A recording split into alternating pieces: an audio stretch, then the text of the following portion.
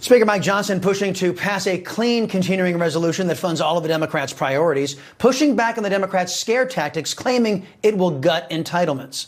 They either have an issue with reading comprehension, or they are attempting to run one of the most shameful misinformation campaigns that we've ever seen in our lives. This clean CR contains no poison pill riders, no policy riders there at all, no cuts to Medicare, Medicaid, or Social Security, zero.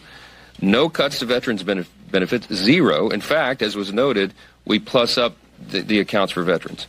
And respectfully, I'm just going to say this to every reporter in the room, that if you're allowing Democrats to make these intentionally false, scurrilous claims without pushback, then you're aiding and abetting the spreading this misinformation.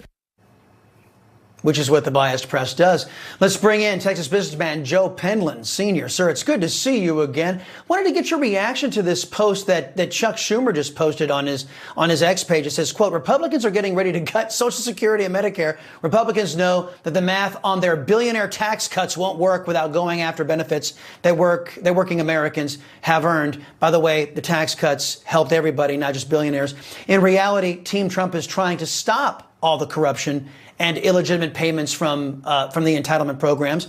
Do you think the Trump effort will be enough to make those programs solvent once we get rid of the waste, fraud, and abuse?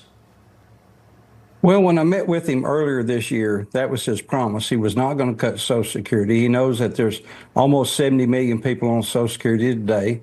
When Social Security runs out in 8 to 9 years, there'll be about 75 to 80 million people on it.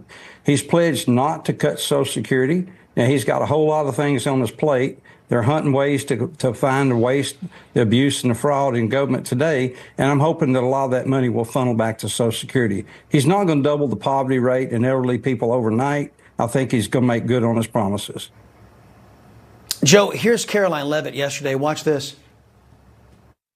President Trump has been unequivocally clear on this. He is going to protect Social Security and Medicare benefits and Medicaid for hardworking Americans who paid into these entitlement programs and deserve those hard-earned benefits. And unfortunately, the mainstream media has taken Mr. Musk out of context. Yeah. So here's the thing. We made promises to this last generation, and we got to keep those promises. The other side of the coin, conservatives say that entitlements are not government's job.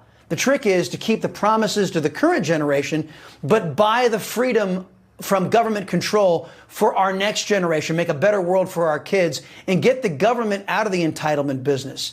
How can we do that? Well, you can do it by doing exactly what the president has said. You know, Social Security is not an entitlement. You paid it in. The employers matched it. That's a savings account that we promised America all the way back from 1935. It got in trouble in 1981. Ronald Reagan put a commission together of 15 people, 5 Democrats, 5 Republicans, 5 business people. They went in and streamlined it, reformed it, and it's lasted 50 years. I wrote the president a letter. I hope it's on his desk now. We need to do the same thing. Let's take a chapter out of Ronald Reagan's book. Let's put a commission together. Let's find the ways that we're going to preserve Social Security for not just 50 years from now on. And it can be done. There's way too much. When you lose $2 trillion a year, you better start looking at where you're making mistakes first. Joe Penland, common sense right there, what you just uttered. Thank you very much, sir. Appreciate the time.